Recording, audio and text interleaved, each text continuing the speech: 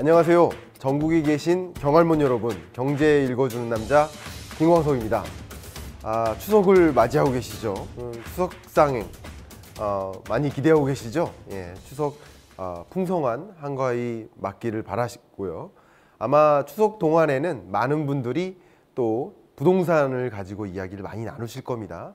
특히 이제 9.13 대책이 나왔고 아마 이 강연이 방송되는 그 시점, 이제 금요일에는 당연히 이제 후속 대책, 공급 대책이 정확히 발표가 될 텐데 여러분들 그 대책의 향방 그리고 부동산 시장의 동향 정말 많이 궁금해 하실 겁니다. 오랜만에 부동산 시장 동향을 살펴보는 그런 시간을 한번 갖도록 하겠습니다. 자, 부동산 시장 잡힐 것인가? 왜 이런 주제를 갖고 왔을까요? 왜 잡힐 것인가? 다시 말하면 지금 현 정권은 부동산 시장을 잡으려 하는 거죠. 근데 많은 경할몬 여러분들을 제가 책 출간 이후에 좀 많이 만나뵈면서 왜 잡으려고 하냐고 이런 질문도 하시더라고요. 제가 잠깐 정리 한번 해드리겠습니다. 왜 잡으려 하는가? 기본적으로 모든 경제 정책은 제가 아마 부동산 시장 전망 강연에서는 뭐 2~3시간 동안 충분히 설명드리면서 아마 뭐 수십여 개의 지표를 다 보여드리면서 설명을 드렸는데요. 뭐 이 시간은 좀 짧게나마 요약적으로 좀 몇 가지만이라도 업데이트해서 설명드려 보도록 하겠습니다. 모든 경제 정책의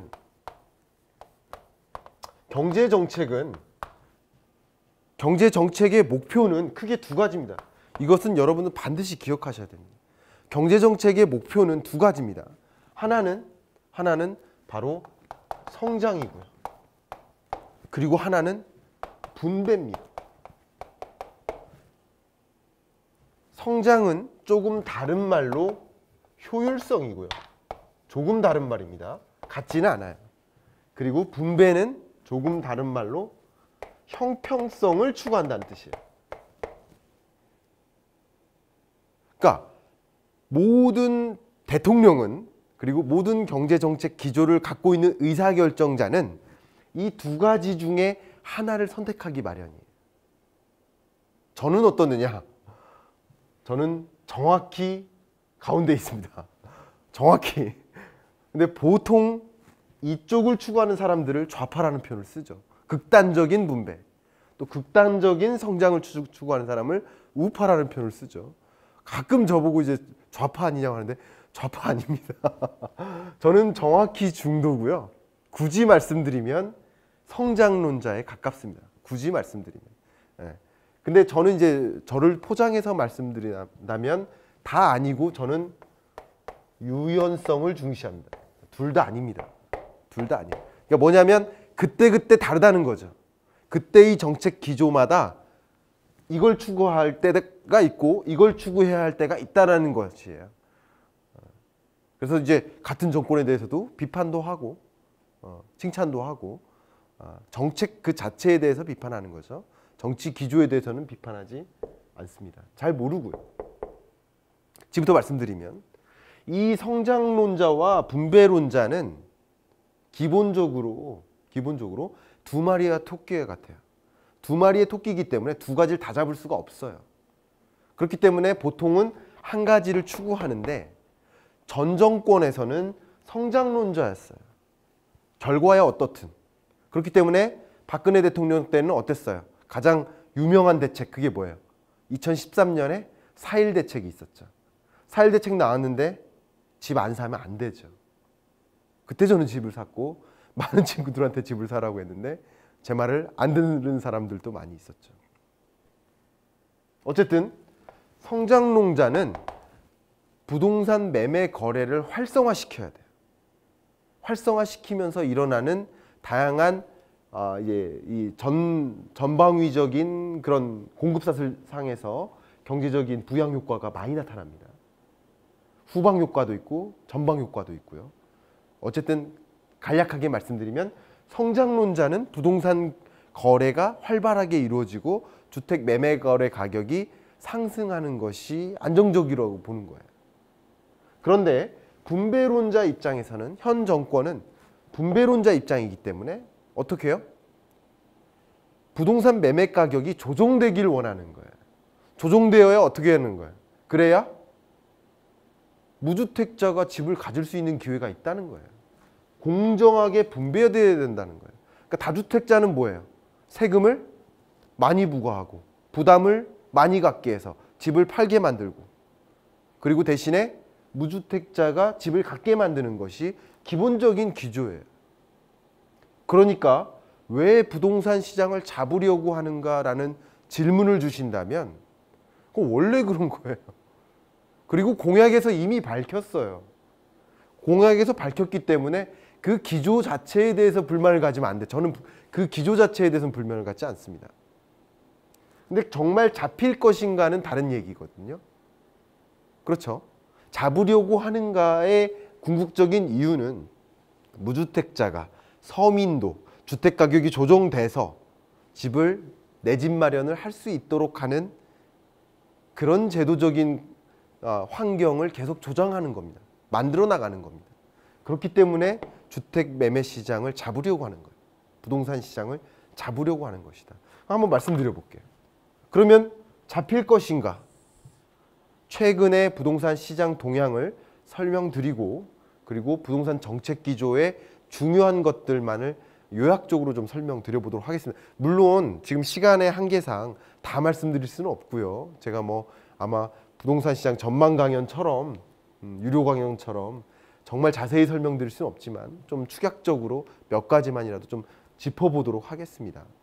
그리고 또 한 가지 말씀을 드리면, 여기에 나온 모든 지표는 9.13 대책이 나오기 전까지의 지표입니다. 왜냐하면 이 지표가 이미 업데이트가 아직 안 돼 있어요. 제가 이 강연 자료를 어제 준비했거든요. 어제 준비했는데 최신의 데이터를 가지고 보여드리고 싶었지만 9.13 대책 이후의 지표는 없습니다. 그래서 많이 언론들에서 이야기가 나오죠. 집가격이 떨어지고 있다.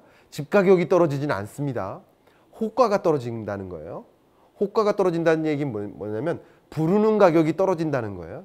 그러면 조정이 있을 수도 있겠죠. 그러나 그건 팩트는 아니라고 생각합니다. 저는 이제 팩트 중심으로 가야 되니까 한번 설명드려 보겠습니다. 자, 이것은 제가 KB부동산 통계정보 홈페이지에서 그대로 캡처해서 가져온 거예요. 제가 매번 부동산 전망 강연할 때 최신의 값을 보여드리는데, 보시면 매매 가격이 어땠어요? 이것은 주간입니다. 주간. 그리고 이것은 월간. 주간 단위로 봤을 때 매매 가격이 최근에 급등했죠. 그리고 전세 가격은 그렇게 급등하지 않았습니다. 상대적으로 전세 가격은 떨어졌다고 보는 게 맞는 거죠. 상대적으로. 그렇죠? 물론 오르긴 올랐지만. 월간 값으로 비교하면 매매 가격이 이렇게 급등했습니다. 그죠? 급등했습니다. 그리고 기준어를 봤을 때 변동률이 전세 가격은 조정되는 느낌이에요. 그렇죠? 전세 가격은 조정되는 느낌이다. 이렇게 이제 일단 감을 갖고 가져가시면 좋을 것 같습니다. 지금부터 이제 본격적으로 시작을 할게요. 아파트 매매 가격 지수 추이를 보면 제가 명시를 했습니다. 이거는 8월까지가 최근의 데이터입니다.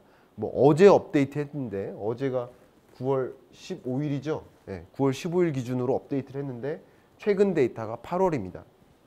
제가 매번 아파트 매매 가격 지수 추이를 업데이트를 하고 있는데, 보시면 지방권은 어때요? 이때 이후로 가격이 조정되고 있다라고 보시면 돼요. 지방권은 가격이 조정되고 있다. 근데 수도권은 어때요? 거의 2012년 이후로 계속 상승하고 있죠. 수도권은 계속 상승하고 있다. 근데 평균적으로는 어때요? 평균적이 이게 까만색입니다. 평균적으로는 이제 하락을 시작했다. 2018년 한 2, 3월 정도부터 하락을 시작했다. 근데 평균적으로는 그렇지만 수도권과 지방권은 차이가 있다. 주로 지방권을 중심으로 하락세를 가져오는 것이다. 지방 중에 특히 어떤 지역이에요? 특히 산업 구조 조정이 본격화된 지역들, 거제나 창원이나 또 군산도 있고, 이런 일부 지역들의 경우 산업 구조 조정이 본격화되니까, 산업이 떠나니까 종사자들도 떠나고, 그 종사자들을 대상으로 식사, 밥 팔고 커피 팔던 자영업자들도 이제 떠나는 거죠. 그러니까 부동산 매매 가격이 그런 산업 구조 조정이 본격화된 지역을 중심으로 해서 조정이 거세게 일어납니다. 제가 이 지표를 똑같이 시도별로도 그릴 수 있고 세부 지역별로도 그릴 수가 있습니다만 뭐 시간적인 한계상 뭐 그렇게 하기는 어렵죠. 어쨌든 지방과 수도권의 디커플링, 탈동조화 현상이 지속되고는 있어 왔다. 8월까지 그런 모습이 지속된 것입니다. 그러면 앞으로 어떨 것인가? 여러 가지 지표들을 다 고루 봐야 되지만 뭐 수요적인 측면, 공급적인 측면, 제도적인 측면을 모두 고루 봐야 되지만 제가 내 집 마련 수요 측면에서 좀 볼게요. 한번 보면 전세 수급 지수가 어때요? 전세 수급 지수. 이게 떨어지고 있죠. 떨어지고 있지만 아직은 기준선 100을 상회하고는 있어요. 이게 무슨 말이냐? 전세 수급 지수가 떨어진다는 것은 전세 공급 부족 현상이 완화되어 가고 있다는 거예요. 전세 가격도 역시 전세 공급과 전세 수요에 의해서 결정됩니다. 근데 전세 공급이 부족하면 당연히 전세 가격이 오르는 거예요. 특히 2016년까지만 해도 전세 가격이 굉장히 빠르게 고공행진했죠. 근데 16, 17, 18년 들어서 전세 가격이 어떻게 되고 있어요? 조정되고 있어요. 왜 그러냐면 전세 공급이 충분해지니까. 왜 그랬어요? 간략히 말씀드리면 13, 14, 15년 동안 주택 매매 가격이 급등하니까 건설사들이 공급량을 엄청나게 늘렸습니다. 분양이 많았죠. 여러분 체감하시기에도 그러시죠. 맞습니다. 체감하시기에도 그럴 거예요. 체감하시기도 그런 만큼 주택 공급이 굉장히 많았습니다. 주택 공급이 많으면 이게 투자 수요든 투기 수요든 수요가 결국 분양을 받은 거잖아요. 분양을 받았으면 역시 전세 공급량도 많아지는 거예요. 그렇죠? 한 투자자가 주택을 2개 갖고 있든 3개 갖고 있든 나는 한 곳에 보통 사니까 나머지 2개는 뭐예요? 전세 공급으로 이어지는 거예요. 그러니까 분양이 많으면 전세 공급량이 많아집니다. 이해 가시죠? 전세 공급량이 많아지니까 수요는 일정한데 그리고 수요도 일정하지 않습니다. 왜냐하면 내 집 마련 수요도 많았기 때문에 그렇죠? 내 집 마련 수요도 많았고 그리고 투자 수요로 인해서 전세 공급자가 많아졌기 때문에 수급 지수로 봤을 때 이렇게 하락한 거예요. 지금은 거의 100에 가까워요. 지수로 봤을 때. 이 이야기는 뭐냐면 물론 전세 거주자 입장에서는 아직도 전세 가격 너무 비싸다고 하시는 거 저도 이해합니다만 평균적으로 보자는 거죠. 평균적으로 봤을 때 전세 공급 부족 현상이 많이 완화됐다. 근데 이게 조금 더 지속될 가능성이 있습니다. 지속될 가능성이 있어요. 왜냐하면 이따가 말씀드리겠지만 제가 한번 정리 한번 해볼게요. 이미 제가 부동산 시장 전망 강연에서 설명을 많이 드렸지만 부동산 매매 가격, 모든 가격은 한 가지, 두 가지. 뭐에 의해서 정해진다? 수요와 공급에 의해서 정해진다. 근데 부동산 시장의 경우에는 특별히 수요와 공급에 영향을 미치는 굉장히 중요한 요소가 있는데 그 요소가 하나 더 있는데 그게 정책 혹은 제도적인 요인이다. 이게 수요와 공급을 조절하는 거예요. 다시 말하면 수요에는 여러 가지 수요가 있겠죠. 뭐 흔히 정부가 이야기하는 투기 수요도 있을 겁니다. 그리고 조금 투자 수요도 있을 거예요. 투기 수요와 투자 수요를 굳이 구분하자면 과도한 대출에 의해서 혹은 집이 뭐 세 채, 네 채 있는 사람을 뭐 보통 투기 수요로 하고 정의를 하는 것 같아요. 투자 수요는 이미 내 집이 있는데 하나 더 있는 정도를 투자 수요로 보면 되지 않을까? 이거는 확실한 정의는 없습니다만 여러 가지 수요가 있다는 거죠. 그리고 내 집 마련 수요가 있다는 거죠.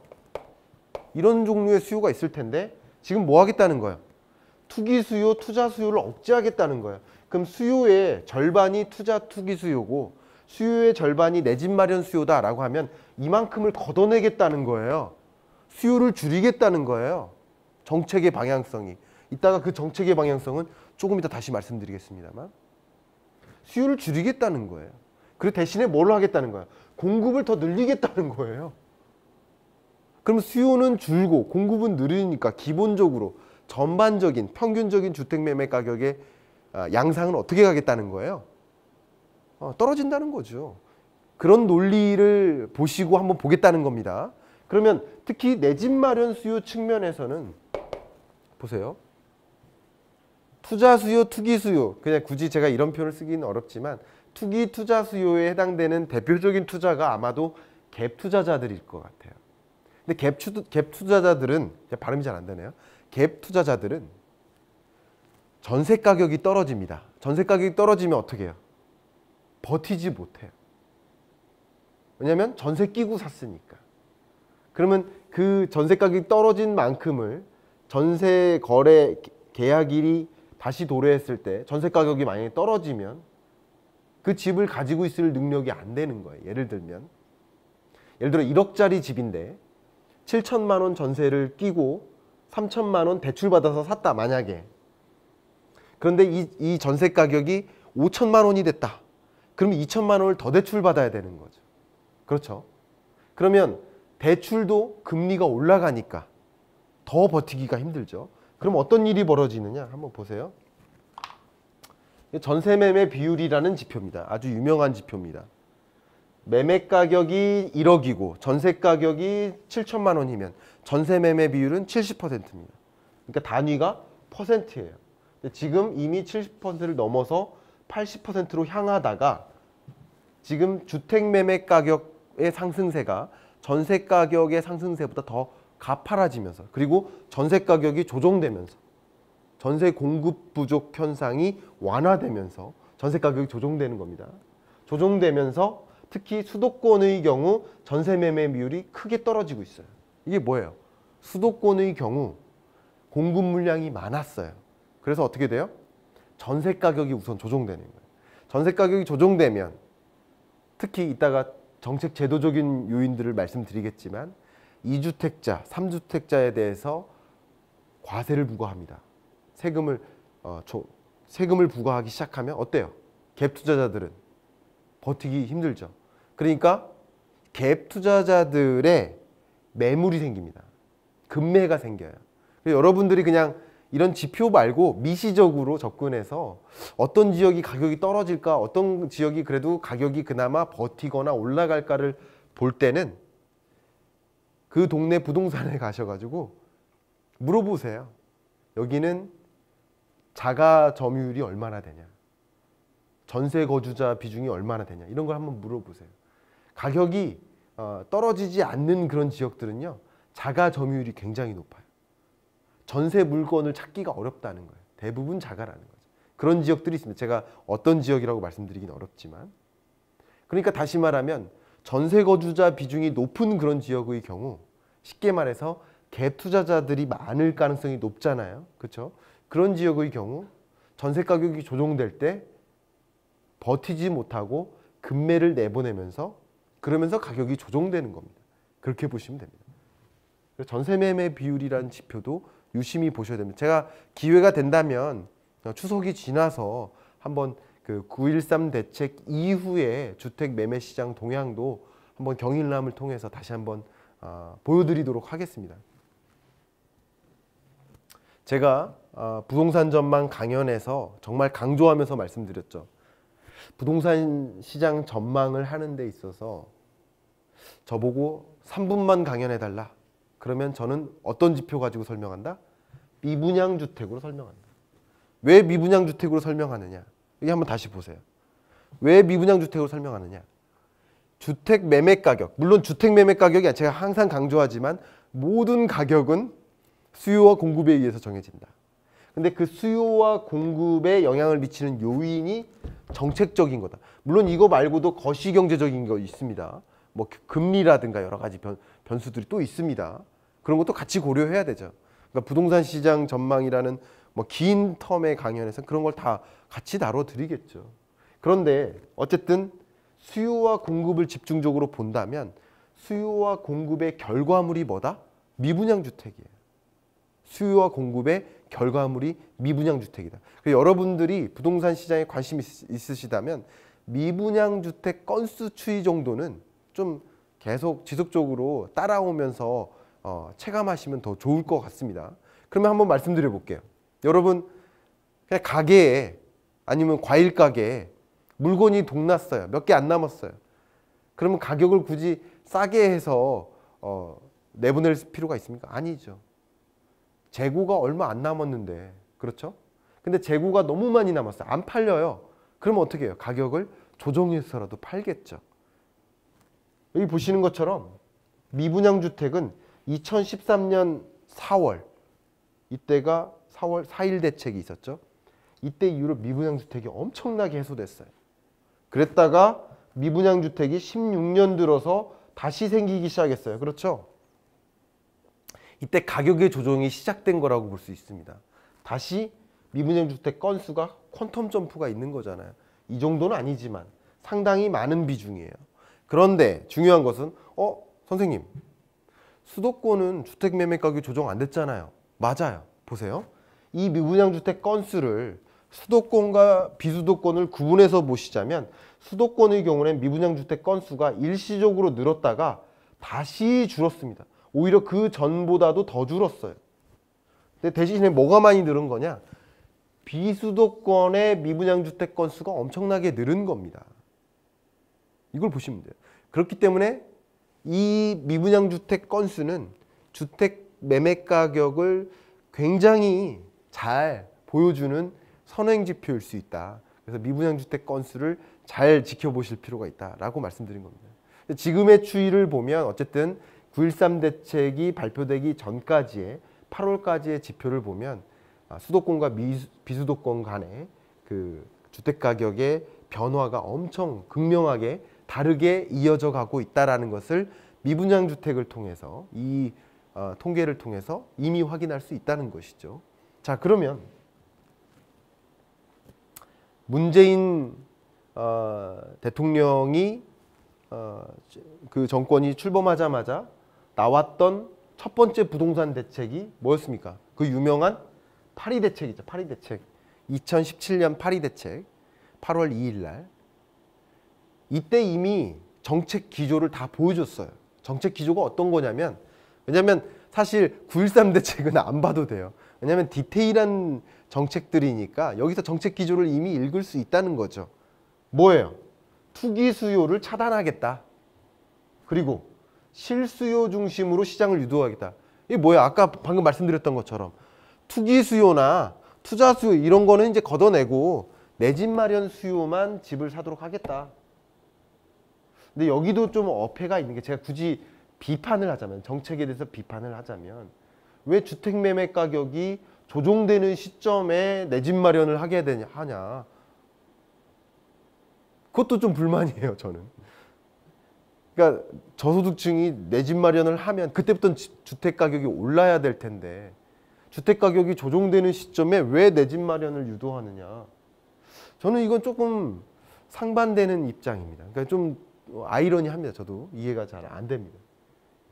어쨌든 투기 수요를 차단하기 위해서 투기 과열 지구를 선정하고 조정 대상 지역이라든가 어떻게 투기 과밀 지역을 선정해요. 그래서 그런 지역에 대해서 특별히 더 강도 높은 대책을 마련하는 거예요. 투기가 빈번하다. 그러니까 여기는 더 규제를 강화하는 거죠. 투기 수요가 없게.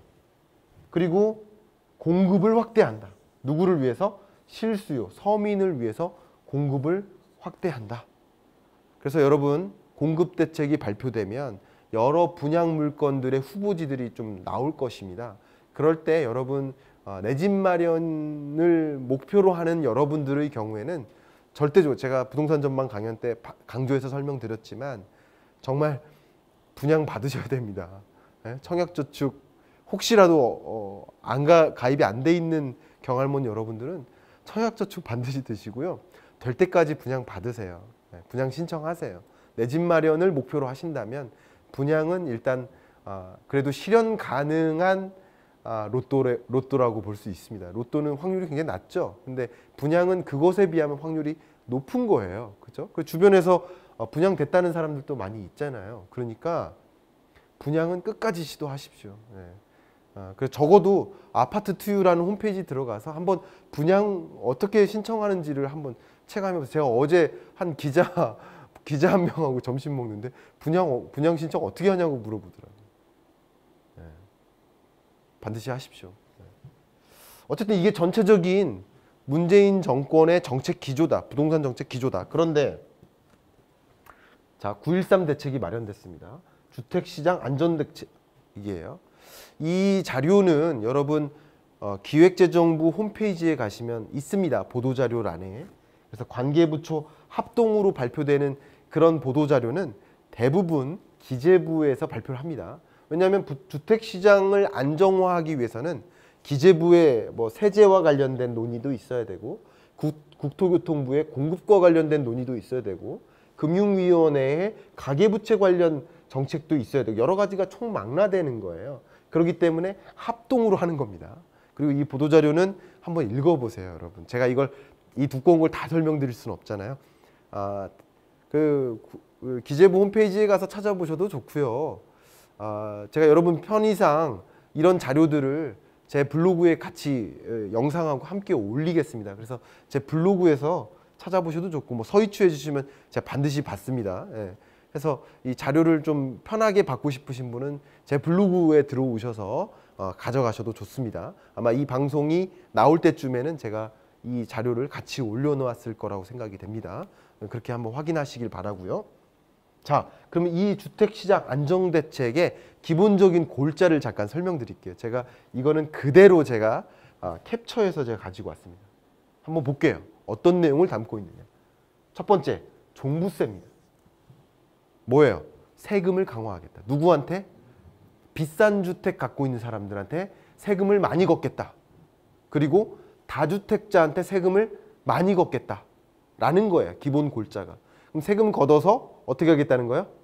저소득층이 내 집 마련 수요로 이끌어갈 수 있도록 하는데 그 세금을 활용하겠다. 분배죠, 분배. 부자한테 세금 많이 걷고 저소득층한테 많이 공유해주는 분배 대책이에요. 역시 이런 부분에 대해서도 비판적인 시론 입장도 많이 있습니다. 그 비판적인 입장은 예를 들면 어떤 비판적인 입장이 있냐면 이게 민주주의냐, 사유재산을 인정하고자 하는 것이냐, 이게 기회의 평등이냐, 결과적인 평등이냐, 이런 주장을 하는 비관론적인 입장도 많이 있습니다. 비관이라기보다는 비판적인 입장도 많이 있습니다. 그러니까 이런 것들이 갈등이 있는 거예요.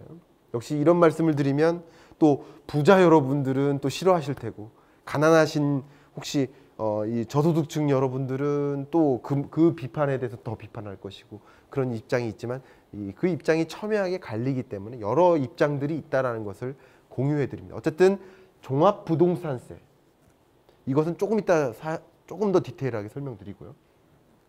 특히 다주택자, 2주택 이상 세대에게는 더 주택 구입을 어렵게 만들고 뭐 그렇게 하겠다라는 거예요. 어쨌든. 그리고 주택 임대사업자, 이거 뭐예요? 주택 임대사업자는 뭐예요? 투자자나 투기자죠. 어쨌든. 그러니까 이 사람들한테 뭐 하겠다는 거야? 돈 많이 걷겠다. 더 투명화하겠다. 그리고 임대사업자한테는 대출 안 해주겠다. 그러니까 대출이 있어야 또 투자하고 또 투자하는데 대출 안 해주겠다는 거예요. 기본적인 컨셉이. 그 다음 주택 공급은 어떻게 하겠다? 더 많이 늘리겠다. 그래야 가격이 조정되니까. 주택 공급에 대한 대책은 금요일 날 아마 이 방송이 나갈 때쯤이면 주택 공급 대책들이 정확히 마련될 것입니다. 제시가 될 겁니다. 언론에서 자세히 확인하시길 바라겠습니다. 어쨌든 이런 것들이 기본 골자입니다. 그 중에서 제가 중요한 거 종합부동산세에 대해서 잠깐 설명드릴게요.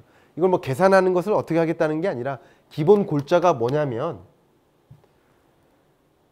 이게 뭐야? 비싼 주택. 비싼 주택. 그렇죠? 이런 건 더 비싼 주택이죠. 이런 비싼 주택일수록 어떻게 하겠다? 세금을 현행보다 더 세금을 더 높이겠다는 거예요. 부동산, 재산세를 더 어떻게 하겠다? 강화하겠다는 거예요. 기본적으로. 그러니까 현행과 당초 정부 안보다도 더 강력히 조정하겠다는 거예요. 그러니까 당초 정부 안은 기존에는 2% 세금을 걷겠다고 했는데 그랬다가 당초에는 정부가 뭐라 했냐면 한 2.5 혹은 2.8% 정도를 걷겠다라고 했다가 더 올린 거예요. 더 올린 거예요. 이해 가시죠? 기본적으로 비싼 주택, 뭐 18억 원 정도 되면 비싼 주택이죠. 14억 원 정도 돼도 비싼 주택입니다. 그죠? 이 사람들은 다 부자인 거죠. 그럼 이 부자들한테 뭐 하겠다는 거야? 세금을 많이 걷겠다. 특히 1주택자의 시가는 18억 원만 돼도 세금을 많이 걷겠다라는 거고, 다주택자는 두 채 있으면 예를 들어서 18억 원짜리 한 채 있는 사람하고 14억 원짜리 두 채 있는 사람, 예를 들어서 극단적으로, 그럼 이 사람들도 규제를 강화하겠다는 거예요. 그러니까 다주택자한테는 더 까다롭게 하겠다는 거죠. 이해 가시죠?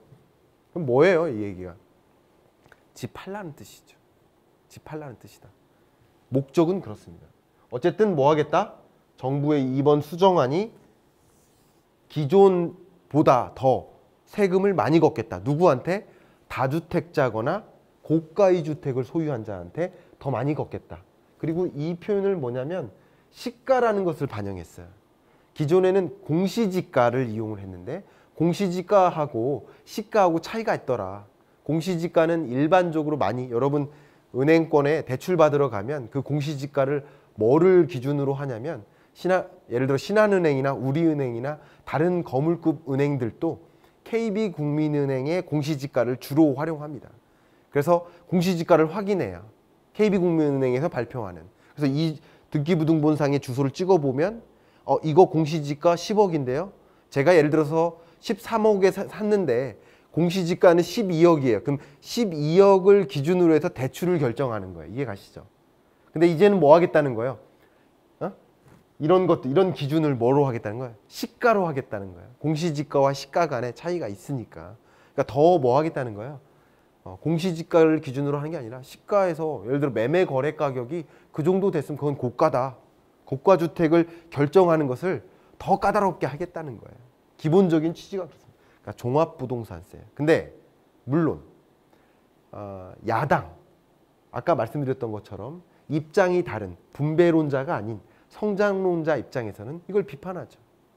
이게 징벌적 과세 아니냐. 이거 민주주의를 벗어났다.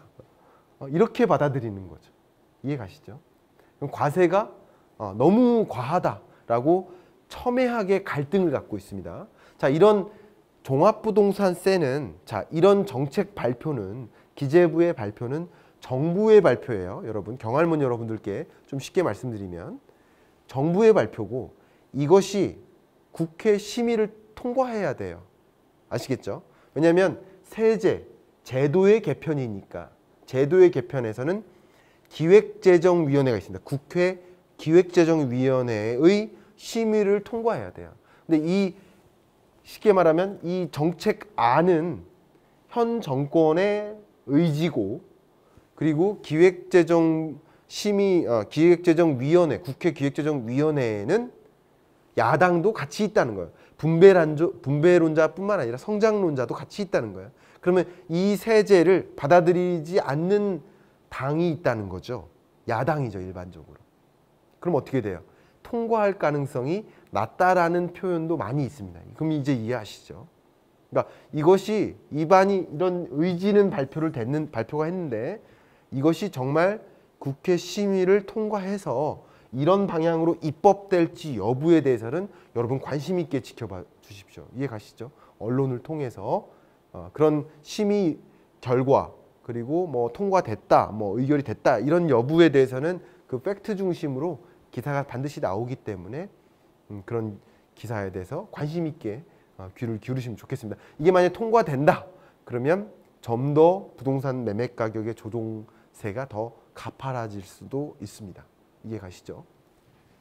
왜냐하면 이런 고가의 주택이나 다주택자의 경우에는 이렇게 부담 많이 되는데, 특히 집을 팔려고 생각했던 사람들은 팔고 싶죠. 그러면 이제 매매 가격이 조정될 수 있다는 거예요. 특히 갭 투자자들의 경우, 아까 설명드렸죠. 그렇게 이해하시면 좋겠고요. 또 이번 대책, 9.13 대책의 핵심 중에 하나가 LTV, DTI 비율을 조정하겠다라는 건데, 자, 경할문 여러분들께만 잠깐 설명드리면 LTV, DTI라는 단어는 여러분 익숙하게 기억하시는 게 좋겠습니다. LTV에서 V는 value예요, value. 주택 가격이에요. 뭐냐면 대출을 해주는데 주택 가격이 예를 들어 10억이면 LTV가 50% 제한이다. 그러면 5억만 대출해 주겠다는 거야. 6억 대출 안 해주겠다는 거야. 그래서 LTV를 50%로 규정한다라는 얘기는 주택 가격이 10억이면 50%다. 그러면 50%로 제한한다. 그러면 5억만 대출해 주겠다는 거예요. 6억, 7억은 대출 안 해주겠다는 거예요. 이해 가시죠? DTI에서 이 I는 인컴이에요. 그러니까 LTV는 loan to value. 그러니까 대출을 그 주택 가격에 비례해서 얼만큼만 대출해 주겠다라는 대책입니다. 이해 가시죠? 그리고 DTI는 소득에 비례해서 얼만큼 대출해 주겠다는 거예요. 이해 가시죠? 그러니까 인컴, 여러분의 소득이 예를 들어 1억 원이다. 그럼 1억 원만큼 대출을 해줄 수 있는 거죠. 왜냐하면 소득이 그 정도 되니까 상환 여력이 있는 거잖아요. 그러니까 집만 있고 소득이 없으면 상환할 수 없잖아요. 그럼 어떻게 대출해 줍니까? 그러니까 이렇게 집 가격과 소득, 재산과 소득을 봐서 대출을 해주는 건데, 보시면 특별히 서민 실수요자, 무주택 세대의 경우에는 그 제한이 별로 없어요. 보세요. 높죠? 그러니까 10억짜리면 5억 대출을 해주겠다는 뜻이에요. 쉽게 말씀드리면. 그러니까 이 규제가 그렇게 크지 않아요. 보세요. 크지 않아요. 근데 이 서민 실수요자나 무주택자의 경우에도 투기과열지구나 투기지역, 조정대상 지역으로 선정된 그런 지역의 경우 좀 더 까다로워요. 상대적으로 다른 지역보다. 이해 가시죠? 네. 그래서 기타 지역의 경우에는 70%까지 대출을 받을 수 있는데 투기과밀 지역의 경우는 50%만 대출해 주겠다는 거예요. 이해 가시죠?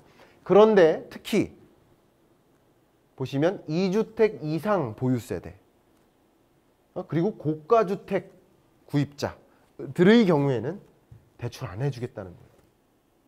대출 없이 살아. 그러니까 투기하지 마라 이 뜻이에요. 더 까다롭게 하겠다는 거잖아요. 이해 가시죠? 그러니까 대출 규제도 강화하는 겁니다. 대출 규제를 다시 한번 설명드리면 고가의 주택을 갖고 있거나 아니면 내 집 마련이 아닌 투기 수요자들의 경우에는 더 대출을 까다롭게 하겠다. 그러니까 빚져서 투자하지 못하게 하겠다는 거예요. 첫 번째. 그리고 이미 부동산 전망 시간에 설명 다 드렸지만 투기 과열지구나 투기 지역, 조정 대상 지역을 선정해요. 그런 지역의 경우 더 까다롭게 하겠다. 이런 지역으로 선정되지 않은 지역은 까다롭지 않게 해서 그래도 기존대로 주택 거래가 잘 이루어지도록 할 텐데 이런 투기 지역은 특별히 관리하겠다 이거죠. 대출을 해서 투자하는 거는 못하게 하겠다라는 거예요. 자, 이런 전반적인 기조를 이제 좀 이해하셨을 것 같은데 기본적으로 정리를 하겠습니다. 기본적으로 지금 제가 뭐 한 30분 정도 시간을 들여서 설명드렸던 내용들은 뭐냐면 결국 수요와 공급을 조정하는데 이건 시장에 의해서 정해지는 거거든요. 일반적으로. 근데 정책 제도를 이용해서 수요와 공급을 조정하겠다라는 컨셉이고요. 특히 수요 중에서도 뭐를 없애겠다? 이런 투기 수요 없애겠다. 투자 수요 없애겠다. 그래서 내 집 마련 수요만 유지시키겠다. 그래서 수요를 줄이겠다. 대신에 금요일 아마 오늘자죠. 여러분 입장에서 오늘자로 발표될 공급 대책에서는 공급량을 늘리겠다. 그러니까 수요가 줄고 공급이 늘어나니까 당연히 주택 매매 가격이 조정될 수 있다. 그러니까 정책의 의도는 그렇다는 거죠. 그게 어떻게 이어질지는 제가 뭐 또 시간이 되면 한번 부동산 시장 전망 시간을 따로 한번 마련해서 과학적으로 좀 또 진단을 해드리고 전망을 해드리고 싶은데요. 어쨌든 지금까지의 부동산 시장 동향을 설명드렸고 그리고 지금 9.13 대책과 앞으로의 부동산 정책 기조를 설명드렸습니다. 어쨌든 부동산 시장을 왜 잡으려고 하는지 그리고 정말 잡힐 것인지 그런 방향성을 설명드렸고 지금 같은 시점에는 투자에 굉장히 유의해야 될 시점이다. 그래서 내 집 마련 수요의 경우에는 적극적으로 분양 가능성이 더 높아지겠죠. 공급을 늘린다고 했으니까. 그래서 그런 분양을 적극적으로 시도를 하셨으면 좋겠고요. 그리고 내 집 마련 수요의 경우는 가치 상승 지역을 중심으로 이제 내 집 마련으로 이어가는 것을 좀 추천하는 부분이 많이 있는데, 상대적으로 다주택자의 경우에는 이제 좀 눈치를 보는 그런 시점이 많이 이어질 것이다 라고 좀 정리를 해드리고요. 이상으로 경제 읽어주는 남자 부동산 편이었습니다. 경제 읽어주는 남자 김광석입니다. 감사합니다.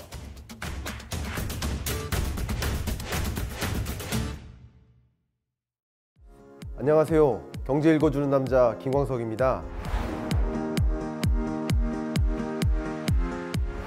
2018년 하반기 경제의 모습이 마치 이런 것 같습니다.